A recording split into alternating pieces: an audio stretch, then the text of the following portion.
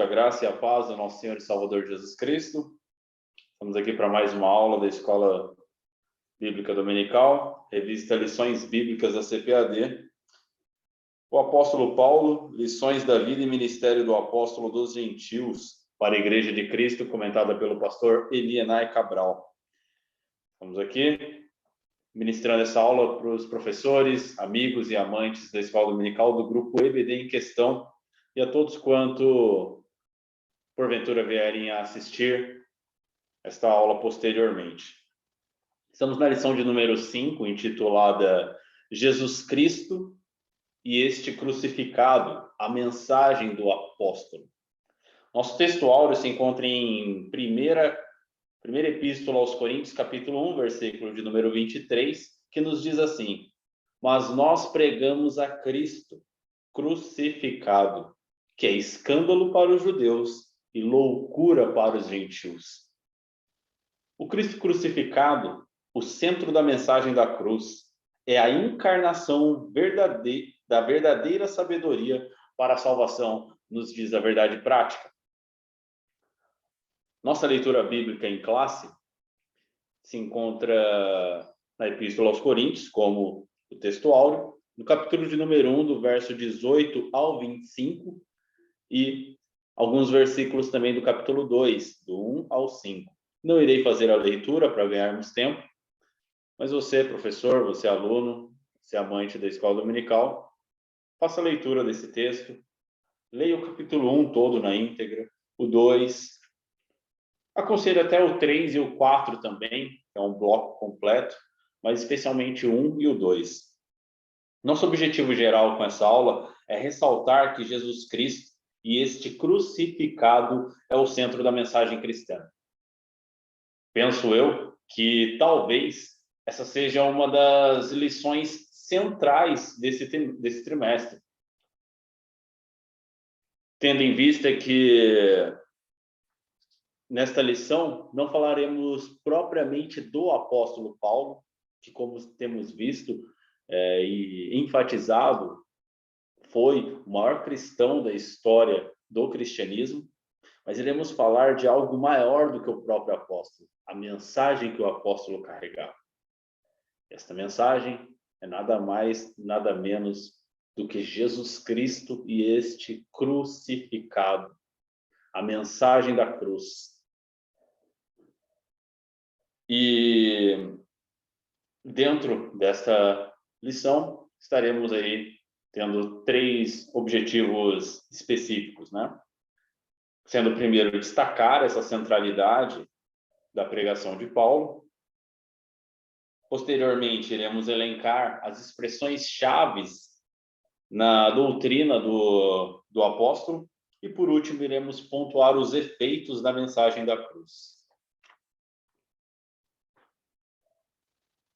Julgo ser esta uma mensagem central, tendo em vista os tempos em que vivemos. Tempos estes profetizados pelo próprio apóstolo Paulo, numa das suas epístolas a Timóteo, onde ele irá nos dizer que chegaria tempo em que não suportariam a sã doutrina e, tendo comichões, coceira em seus ouvidos, amontoariam para si doutores, mestres, segundo as suas próprias concupiscências.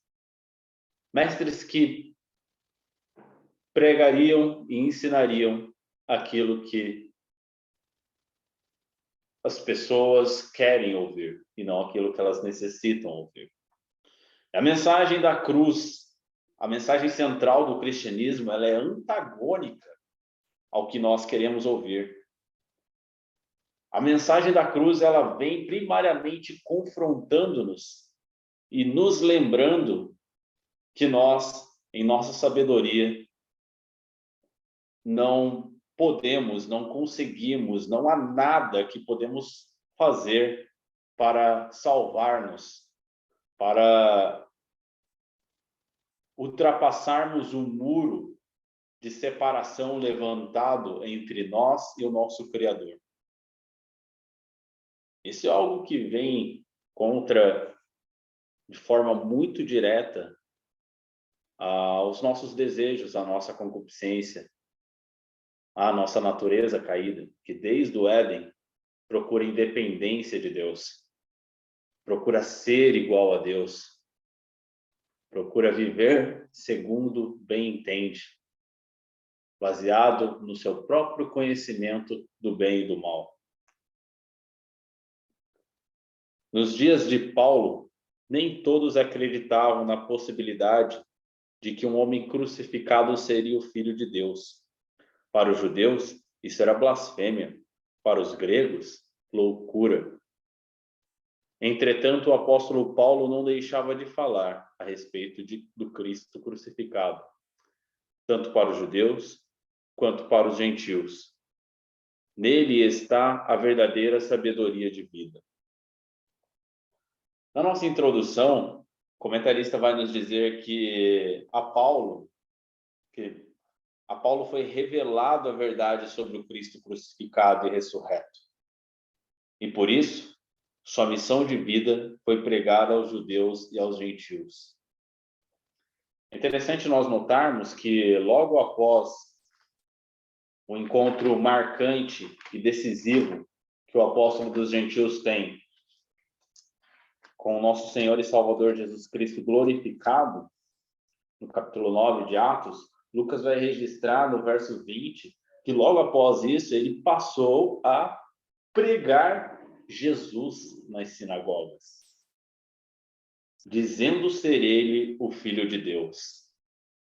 Então, Paulo começa primeiramente pregando, falando a respeito da filiação de Jesus com Deus o Pai, afirmando, proclamando, anunciando que ele é o Filho do Deus Altíssimo.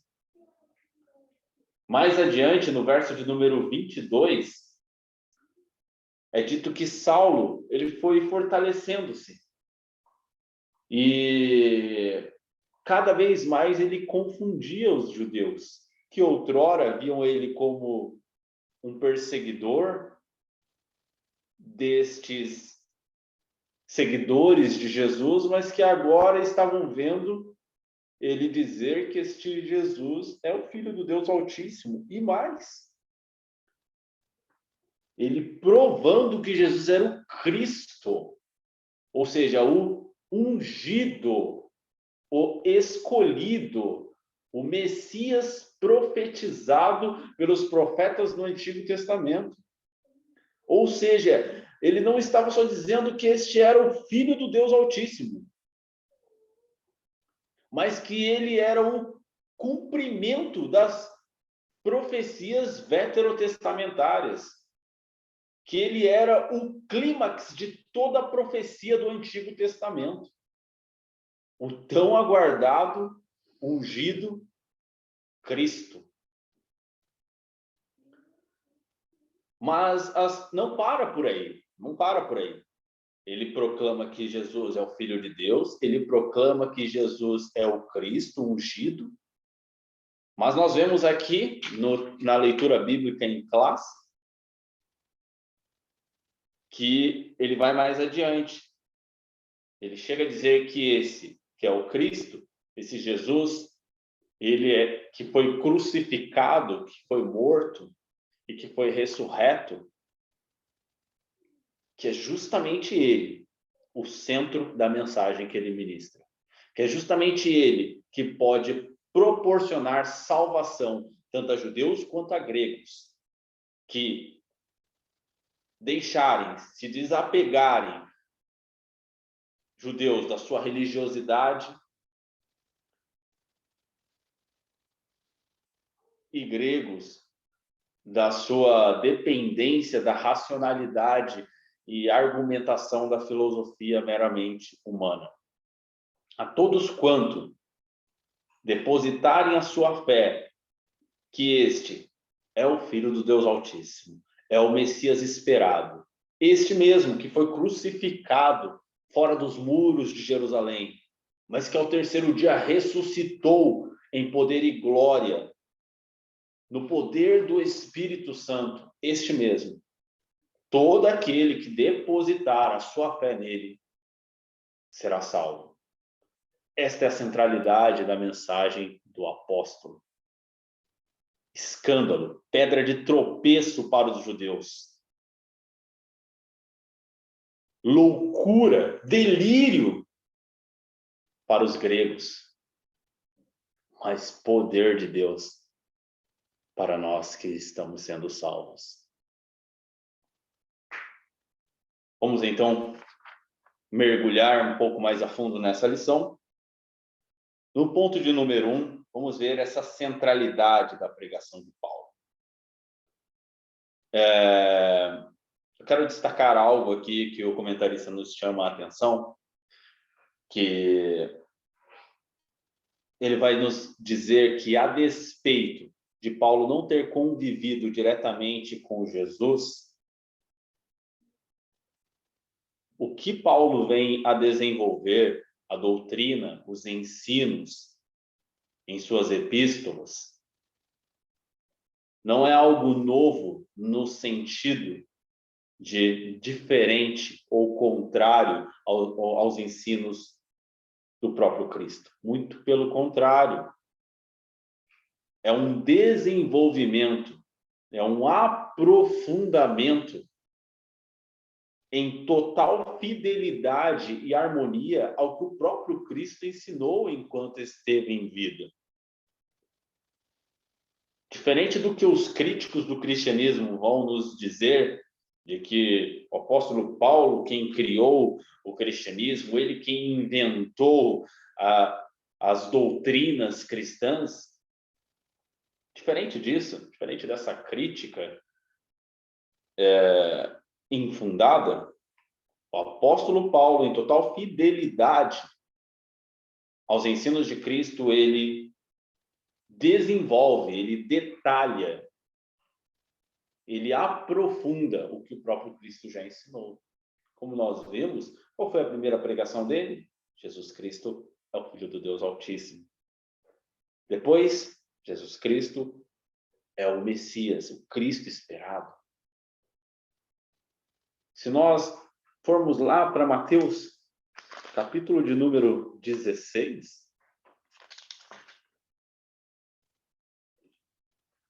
Jesus perguntando aos seus discípulos quem os homens dizem ser o Filho do Homem.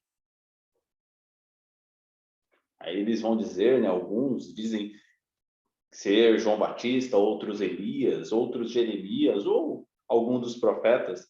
Jesus volta a pergunta de forma mais direta a eles: e vocês, quem dizem que eu sou? Simão Pedro disse: tu és o Cristo, Filho do Deus vivo. E o que Jesus diz para ele? Simão Barjonas, tu és bem-aventurado, pois não foi carne e sangue que te revelaram isso, mas meu Pai que está no céu. Então nós vimos aqui que a mensagem que Paulo pregava estava em total consonância com uma das maiores revelações dadas a Pedro pelo próprio Deus e Pai, de que Jesus é o Filho do Deus Altíssimo e que ele é o Cristo profetizado pelos profetas da Antiga Aliança. Porém, como Paulo é posterior, a sua conversão é posterior à crucificação de Cristo, ele resume a sua mensagem por esse clímax da vida de Cristo, que é a sua crucificação. Mas, como nós vamos ver um pouco mais adiante, quando nós nos referimos ao Cristo crucificado, ou a mensagem da cruz, essas são expressões que se tornaram, podemos dizer que termos técnicos amplos e abrangentes, que não se refere somente à morte de Cristo na cruz, mas à sua morte e ressurreição. Pois como o próprio Paulo vai nos dizer mais adiante, em 1 Coríntios capítulo 15, se Jesus não houvesse ressuscitado, era vã a nossa pregação. Então, quando Paulo diz que prega e que se importa somente em ensinar o Cristo crucificado, entenda nesse sentido amplo: morte e ressurreição de Jesus.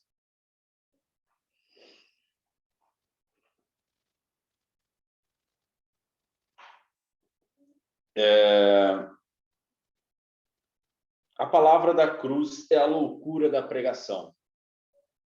Por que a palavra da cruz é loucura? Vai escrever o apóstolo Paulo em 1 Coríntios 1:18. Havia uma mentalidade na época paulina em que a palavra da cruz era uma afronta aos religiosos e filósofos, aos religiosos judeus e também aos filósofos. Pois acreditar que para os que a execução romana podia ser instrumento pelo qual a salvação de pecadores fosse consumada era tolice para eles. E para os judeus, mais do que tolice, era uma afronta. Pois no livro da lei, em Deuteronômio, está escrito que todo aquele que tivesse uma morte por crucificação era considerado maldito de Deus. Maldito de Deus. Então, para eles não havia cabimento conceber a ideia de que Jesus, morto naquela cruz, fosse o Messias esperado. É por isso que a mensagem da cruz, do Cristo crucificado, veio a ser uma pedra de tropeço para os judeus. E para os gregos, uma tolice, uma loucura, uma sandice de Paulo. O que esse Paulo está dizendo? Está delirando. As muitas letras o estão fazendo delirar. Então, enquanto os judeus queriam sinais físicos, milagres visíveis, os gregos desejavam argumentos filosóficos que mostrassem a lógica da mensagem. É interessante que quando os judeus pedem a Jesus sinais, Jesus diz: não darei sinal algum, a não ser o de Jonas, que permaneceu ali 3 dias no ventre de uma baleia. E ele se coloca dentro dessa história de forma alegórica, dizendo que ele estaria 3 dias no ventre da terra, por assim dizer, e ressuscitaria. Esse é o maior sinal que os judeus não entenderam. Ou seja, a ressurreição de Jesus, a sua morte e ressurreição, é o maior sinal que o Messias poderia dar e deu, e ainda assim os judeus não compreenderam, não compreenderam. Assim, o conteúdo da mensagem de Paulo gerava escândalo para os judeus, pois a cruz não era nenhum espetáculo suntuoso, pelo contrário, era um instrumento de vergonha, de suplício, né? E, ao mesmo tempo, ela contrariava a retórica erudita da filosofia grega. Entretanto, embora simples, a mensagem da cruz, ela é o poder de Deus para aqueles que creem. Em 1 Coríntios, no texto que nós lemos aqui da leitura bíblica em classe,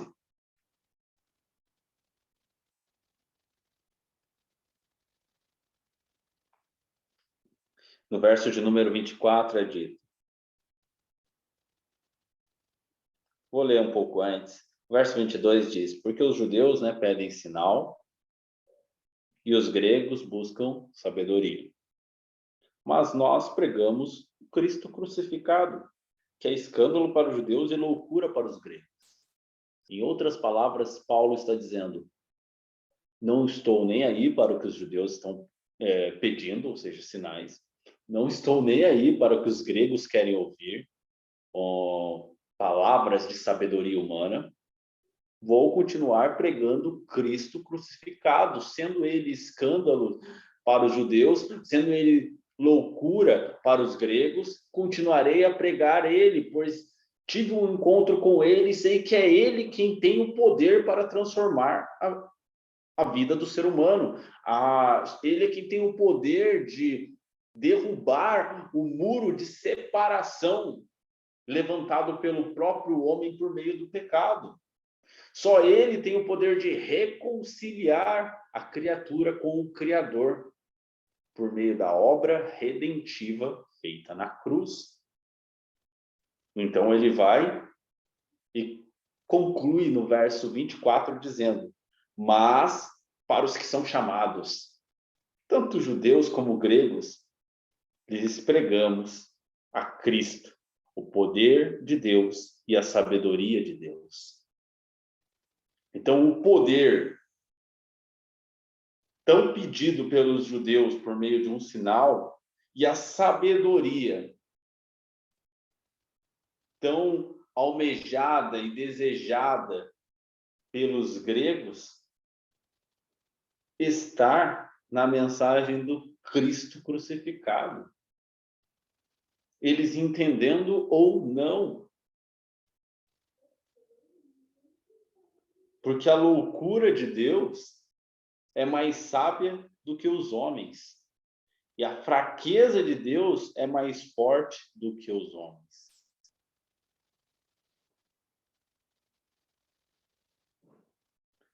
Então, essa é a mensagem. A loucura da mensagem da cruz.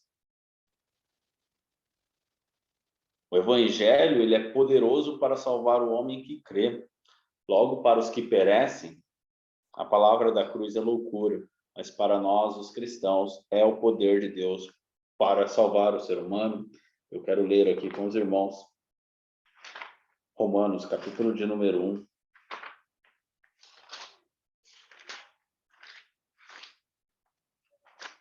Versículo de número 16 e 17, que não somente é central na Epístola aos Romanos, mas é central na teologia do apóstolo Paulo.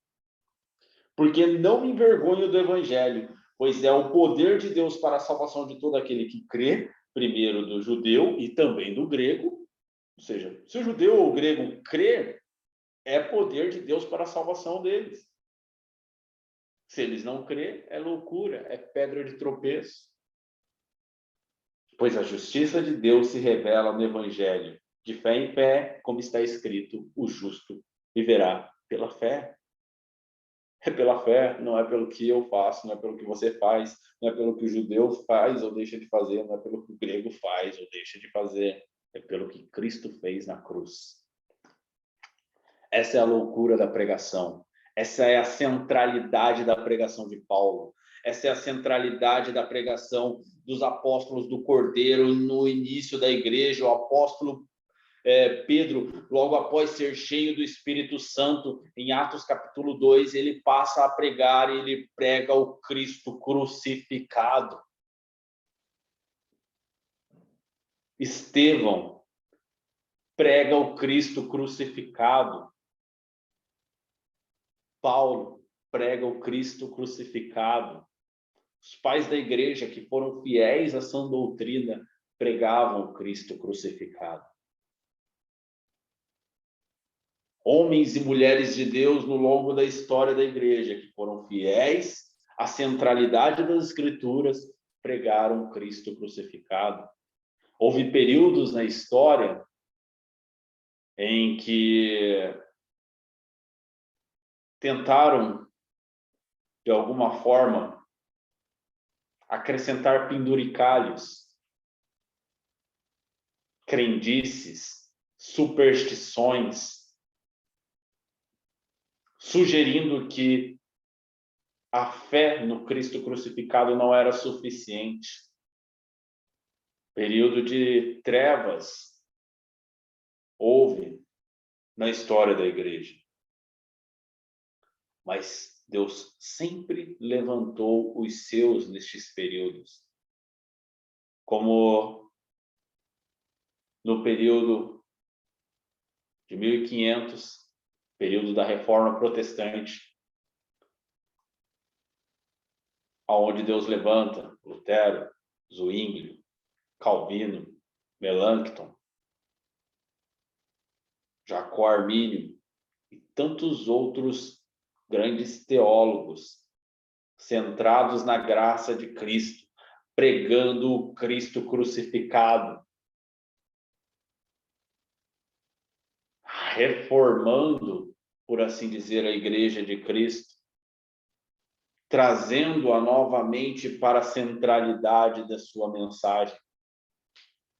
E cabe a nós darmos continuidade a isso, professores, pregadores, ministros da palavra de Deus, preguem Jesus Cristo e este crucificado.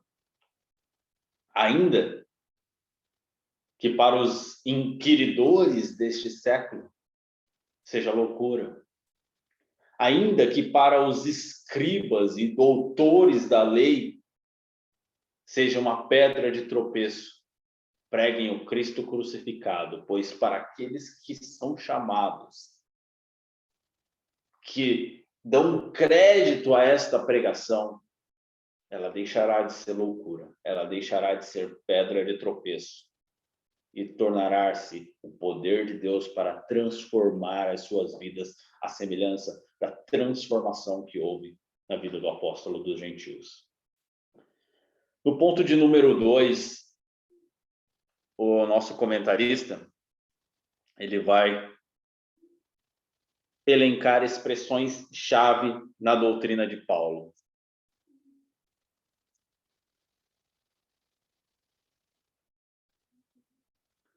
Ele elenca 3 expressões, sendo elas o Evangelho de Cristo, Cristo crucificado e Cristo ressurreto.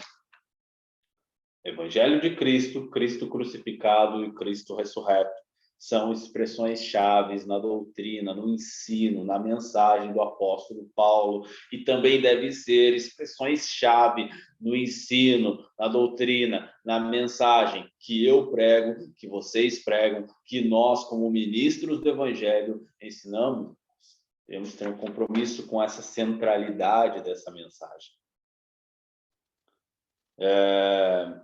Acho interessante que o comentarista destaca para nós algumas informações técnicas que nos fazem ver o quão importante essas expressões eram na mensagem do apóstolo Paulo. Ele vai nos dizer que a expressão evangelho, boa nova, boa notícia, ocorre 76 vezes no Novo Testamento.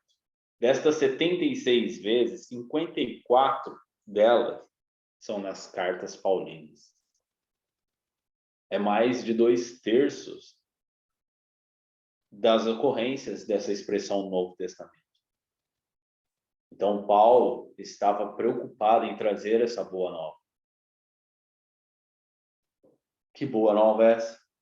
Que Jesus Cristo morreu na cruz do Calvário, levando sobre si os nossos pecados, derrubando assim o muro de separação entre nós e o nosso Criador, nos reconciliando novamente com o nosso Criador, levando sobre si as nossas culpas, as nossas enfermidades, as nossas transgressões. E esse castigo que ele leva sobre si nos trouxe a paz com Deus. É por isso que nenhuma condenação há para os que estão em Cristo Jesus. Precisamos pregar a mensagem da cruz. É só ela que salva, meus irmãos. É só ela que salva. É isso que Paulo está dizendo, gritando, proclamando, anunciando aqui a judeus e gregos.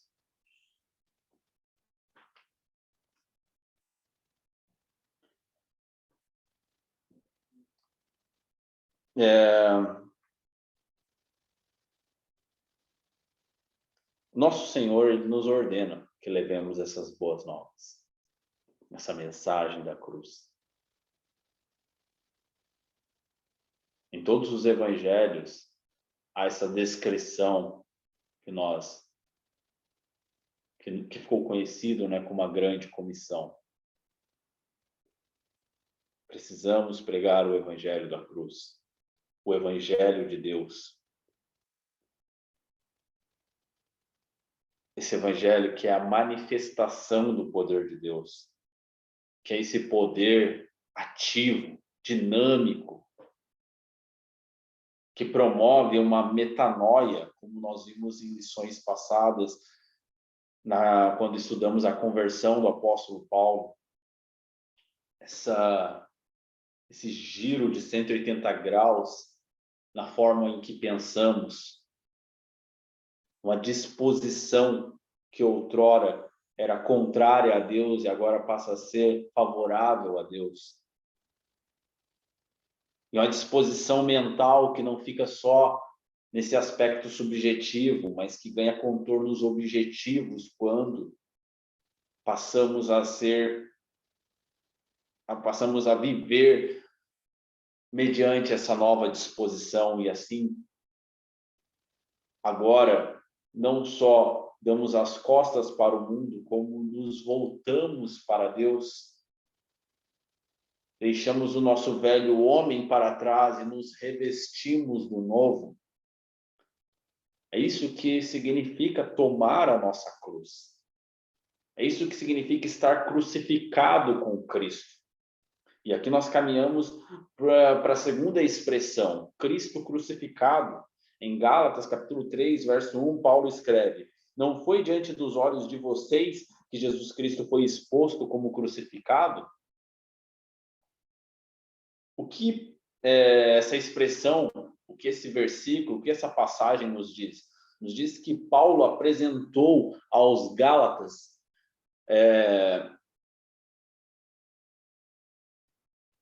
uma descrição tão vívida, nítida e detalhista sobre a morte de Cristo, que é como se ele estivesse mostrando um filme para eles, estivesse apresentando Cristo crucificado diante dos olhos deles. Devemos conhecer o relato, a descrição, a obra que Cristo fez na cruz do Calvário, de tal forma que possamos transmitir a quem nos ouve de forma tão vívida, entusiasmada, e crendo naquilo que nós estamos falando,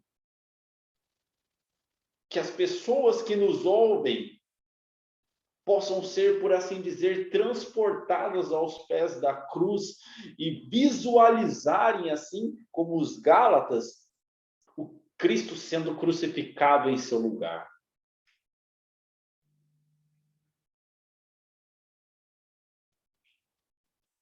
Que a palavra da cruz seja um tema dominante em nossa mensagem, em nossos ensinos, em nossos lábios.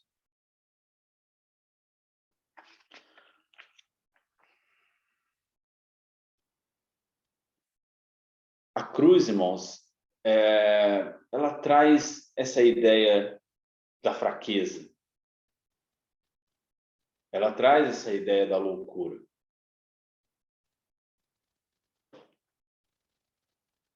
Como que o nosso Deus se fez homem e foi morto na cruz. Isso sim reflete fraqueza. Isso sim reflete uma loucura quando olhamos num âmbito meramente natural. Mas como nós vemos, para os que creem, isso se torna o poder de Deus para a salvação. Esse contraste entre sabedoria e loucura fazia parte do ministério do apóstolo Paulo e deve fazer parte do nosso ministério, irmãos. Devemos pregar a Cristo crucificado, mesmo que isso pareça loucura para esse mundo racionalista em que vivemos.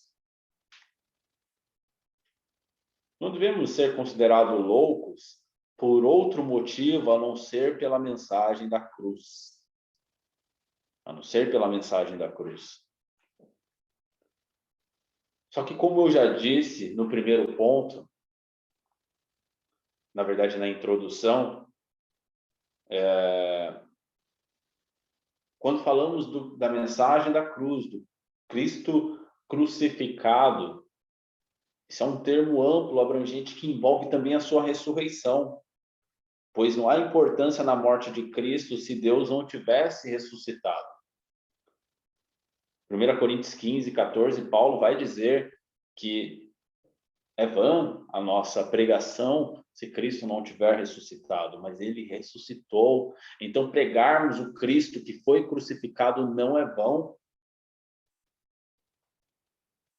E a ressurreição de Cristo, ela é reafirmada pelo apóstolo, pois ela completa a obra da salvação consumada, a nossa libertação do domínio do pecado e a nossa justificação diante do Senhor.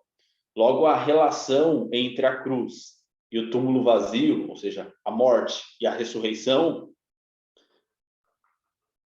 ela expressa o real significado da cruz. Nas palavras aqui do comentarista, a crucificação e ressurreição formam uma unidade. Portanto, nosso Senhor, ele é proclamado, ele é anunciado, ele deve ser pregado como Cristo crucificado e, ao mesmo tempo, como Cristo ressurreto. E é nesse sentido que Paulo vai dizer: não vivo mais eu, mas Cristo vive em mim. Por quê? Porque ele entendeu o que é ser crucificado com Cristo.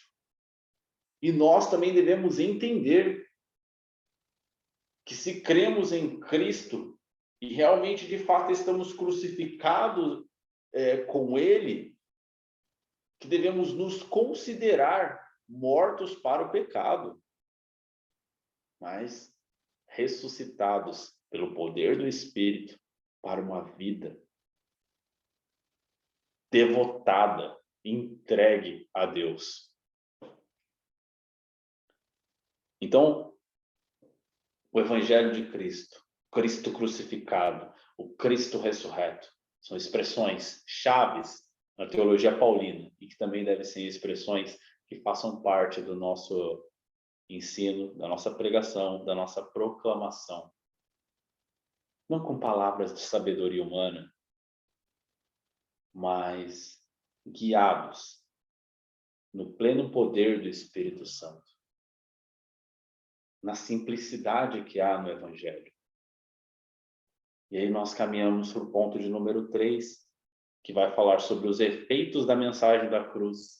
Ponto esse que me chamou muita atenção, ponto esse que eu gostei muito de meditar sobre ele, fui muito edificado e eu espero que os irmãos também o sejam. Uma vida no poder de Deus. A mensagem da cruz é uma mensagem de poder. Nós já vimos isso em 1 Coríntios 1,18, nós vimos isso em Romanos capítulo 1, verso 16 e 17. É o poder de Deus para a salvação de todo aquele que crê. E aqui o comentarista ele faz um link desse poder de Deus, ampliando ele ainda mais, não para somente o seu aspecto soteriológico, não somente para o seu aspecto espiritual, salvação da alma e do espírito, não, mas trazendo também à tona os efeitos que ele tem sobre o nosso corpo físico, como a cura de enfermidades. Ele vai nos dizer que o Senhor Jesus pode nos usar como instrumentos para salvar o pecador, curar enfermos e libertar as almas dos demônios. E aqui ele cita Marcos 16, 15 ao 18, a grande comissão, segundo o Evangelho de Marcos. Ele continua dizendo que os milagres da salvação, cura e libertação devem acompanhar a nossa vida no serviço do reino de Deus. É interessante, eu vou fazer questão de abrir esse texto com os irmãos, Marcos, capítulo de número 16. verso de número 15. Pois ele contrasta com os sinais que os judeus pediam, como nós vimos já nessa lição. Olha que interessante. E disse-lhes: ide por todo o mundo e pregai o evangelho a toda criatura. Nós vimos que pregar o evangelho consiste em pregar o Cristo crucificado e ressuscitado. Isso é pregar o evangelho. Quem crer e for batizado será salvo. Para os que creem, poder de Deus e sabedoria de Deus. Mas quem não crer será condenado. Para quem não crer, é loucura, é pedra de tropeço. E estes sinais acompanharão os que crerem. Em meu nome expulsarão demônios, falarão novas línguas, pegarão em serpentes, e se beberem alguma coisa mortífera, não lhes fará mal algum. Imporão as mãos aos enfermos, e estes serão curados. Enquanto os judeus pedem sinais, nós que cremos somos seguidos pelos sinais. É interessante que, normalmente, quando falamos da crucificação, da morte e ressurreição de Cristo, enfatizamos apenas esse aspecto soteriológico no âmbito espiritual. Mas Isaías 53:4, eu quero ler também esse texto com os irmãos, um dos meus textos prediletos do Antigo Testamento. Isaías 53:4 vai nos dizer: verdadeiramente ele tomou sobre si as nossas enfermidades e levou sobre si as nossas dores. E nós o consideramos aflito, ferido por Deus e oprimido. Agora eu quero que os irmãos venham comigo na primeira epístola de Pedro, no capítulo de número 2. Vamos ver a interpretação que Pedro dá a esta passagem de Isaías. Verso de número 24. E ele mesmo levou nossos pecados em seu corpo sobre o madeiro, para que, mortos para os pecados, pudéssemos viver para a justiça, pelas suas feridas fostes sarados. Então, aqui Pedro nos dá uma aplicação daquele versículo, mostrando que as enfermidades, que as nossas feridas ali mencionadas se referem ao pecado. Que o sentido daquele texto é que ele levou o nosso pecado, nos trazendo libertação. Não somos mais escravos do domínio do pecado. Ainda pecamos, porque ainda estamos nessa condição de seres humanos, ainda não fomos glorificados, né? Mas não estamos mais sob o domínio do pecado. Então, Pedro, ele concorda com essa ênfase muito dada quando falamos da morte e ressurreição de Cristo, concernente a esse aspecto espiritual, essa libertação do pecado e salvação espiritual da nossa alma e do nosso espírito. Mas, no Evangelho segundo escreveu Mateus, no capítulo de número 8, olha a interpretação que é nos apresentada desse mesmo versículo. Eu vou ler um trecho aqui para a gente chegar lá. A cura da sogra de Pedro. Vamos ler a partir do verso 14 para a gente chegar aqui no verso 17. Diz assim: assim que Jesus entrou na casa de Pedro, viu a sogra deste de cama, com febre. Ele tocou a sua mão e a febre a deixou. Então ela se levantou e passou a servi-lo. Ao cair da tarde, trouxeram-lhe muitos endemoniados, e com a sua palavra ele expulsou os espíritos e curou todos os enfermos. Para que ele fez isso? Para que se cumprisse o que havia sido falado pelo profeta Isaías. Ele tomou sobre si as nossas enfermidades e carregou as nossas doenças. Olha o que nós estamos vendo aqui em Mateus. Enquanto Pedro faz uma aplicação soteriológica, no âmbito espiritual do domínio do pecado, Mateus traz o mesmo versículo, a mesma passagem, mas com uma aplicação à cura e libertação de demônios. Cura de doenças e libertação de demônios. Há um aspecto mais físico, mais material. Então, um dos efeitos da morte e ressurreição de Cristo, além da salvação da nossa alma, da libertação que nós recebemos do domínio do pecado, é também a cura das enfermidades. O que você está querendo dizer? O quê? Que todas as nossas enfermidades serão curadas? Não, irmãos, de forma alguma. Nós cremos na soberania de Deus. Ele cura quem Ele quiser, quando Ele quiser, no momento em que Ele quiser. Não vamos aqui nos deter nos mistérios de Deus, porque Ele cura um e às vezes não cura outro. O que é nos revelado é para nós, os filhos. O que não é, não é para nós.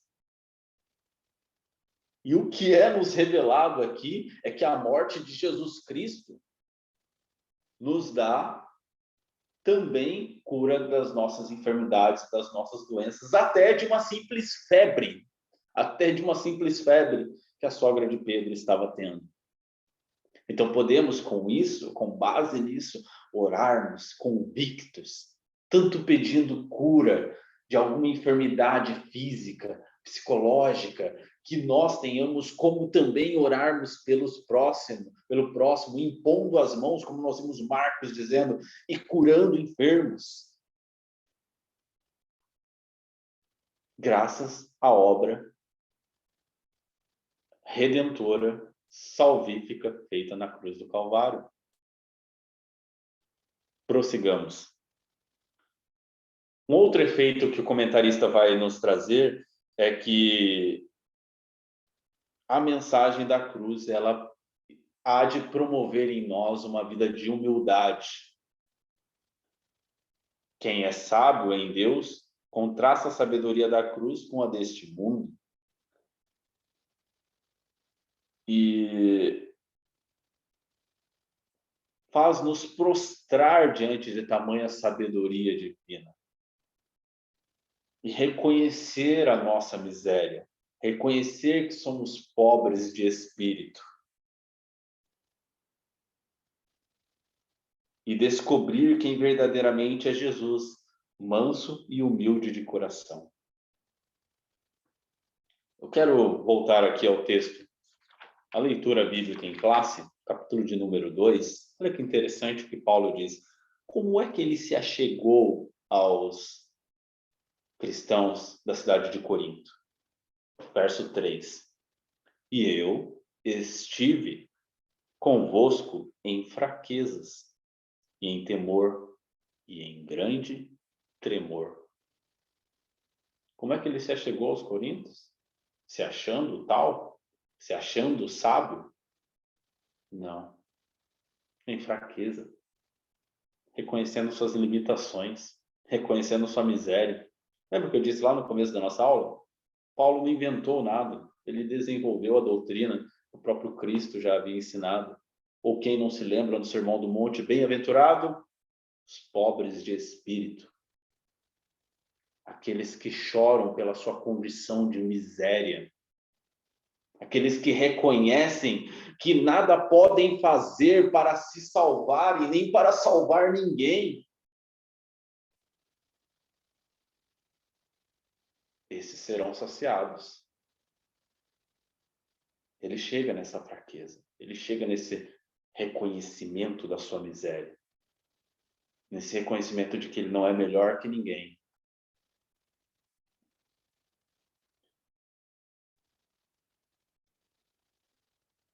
E ele continua dizendo, a minha pregação, a minha palavra e a minha pregação não consistiram em palavras persuasivas de sabedoria humana. Porque ele sabe que elas são fracas. São bonitas, sim. Um bom discurso, uma boa retórica, erudição, palavras bonitas. A quem não encanta? A quem não encanta? Encantava muito os coríntios. Encanta até hoje. Infelizmente, Às vezes ouvimos um pregador que, por uma linguagem simples, não damos muito crédito ao que ele está dizendo. Mas quando ouvimos alguém com grande erudição, com palavras de sabedoria humana, aplaudimos, achamos belo. Mas Paulo vai dizer que ele não veio aos Coríntios com palavras persuasivas de sabedoria humana. Pelo contrário, ele veio em demonstração do Espírito e de poder. Espírito de Deus. E aí já estamos aqui quase que entrando no terceiro subponto, né? Que fala dessa dependência do Espírito. Mas antes de entrar, eu quero me remeter a um versículo citado ainda pelo nosso comentarista nesse subponto 2 sobre a vida de humildade como um efeito da mensagem da cruz. Mateus 11, 29, é nos dito que Jesus nos chama, né? Vinde a mim, todos os que estáis cansados e sobrecarregados, eu os aliviarei. Tomai sobre vós o meu jugo e aprendei de mim, que sou manso e humilde de coração, e achareis descanso para a vossa alma, porque o meu jugo é suave e o meu fardo é leve. Olha só o que Jesus está nos dizendo. Aprendei de mim, que sou manso e humilde. Sabe o que está implícito aqui? Vocês não são manso nem humildes. Você, Lucas, não é manso nem humilde. Vem aprender de mim, porque eu sou manso e humilde. Eu posso te ensinar a verdadeira mansidão. Eu posso te ensinar a verdadeira humildade. Paulo aprendeu, nós vimos aqui. Como é que ele chegou diante dos coríntios? Se achando? Não. Em fraqueza. Em fraquezas. Em temor e em grande tremor. E aí nós entramos no terceiro e último subponto, concluindo aí a nossa lição, uma vida na dependência do Espírito. Quem reconhece a sua miséria, quem reconhece a sua fraqueza, não se acha superior a ninguém. Pelo contrário, reconhece a sua dependência, primeiramente de Deus, do Espírito de Deus. Sabe que não é o muito falar, que não é o falar bonito, mas que é o falar no poder, na unção do Espírito Santo, que irá converter almas a Cristo. E essa é a nossa missão, saquearmos o inferno, trazendo as almas que lá estão para o reino de Deus, por meio da pregação da cruz de Cristo, no poder e na dependência do Espírito Santo, proclamando que Cristo morreu na cruz pelos nossos pecados e que seu sacrifício é vicário, isso é expiação. Proclamando que Cristo tomou o cálice da ira de Deus em nosso lugar, aplacando a ira de Deus que deveria ser derramada sobre nós, porque nós merecemos. Isso é propiciação.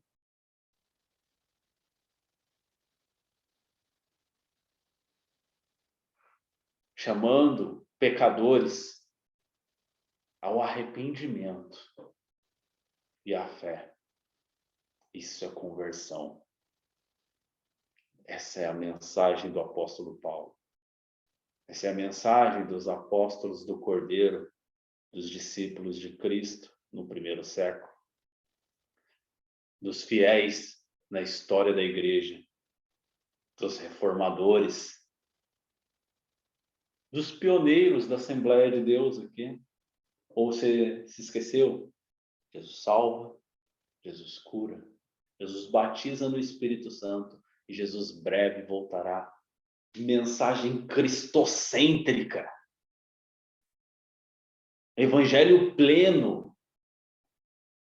Não precisamos enfeitar, não precisamos de amuleto, não precisamos de superstição, não precisamos de nada, precisamos da simplicidade da mensagem da cruz, pois só ela irá salvar.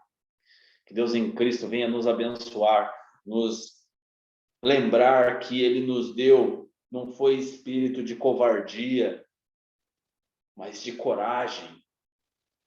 E que possamos, a semelhança do apóstolo Paulo, sem ligar se os judeus estavam achando que aquela mensagem era um escândalo, sem ligar se os gregos estavam achando que aquela mensagem era loucura. Pregue Cristo a tempo e a fora de tempo. Pregue Cristo e este crucificado. Preguemos Cristo e este ressurreto. E desde já eu agradeço essa rica oportunidade. Agradeço ao meu amigo, querido pastor André Moreira, e peço que Deus venha abençoar cada professor que irá ministrar essa aula no domingo, no próximo domingo, dia 31 de outubro, dia da Reforma Protestante, e dia propício para nós lembrarmos qual que é a mensagem da igreja.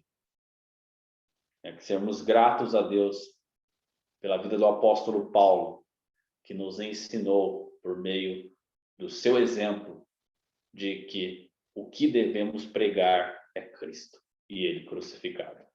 Amém, meus irmãos?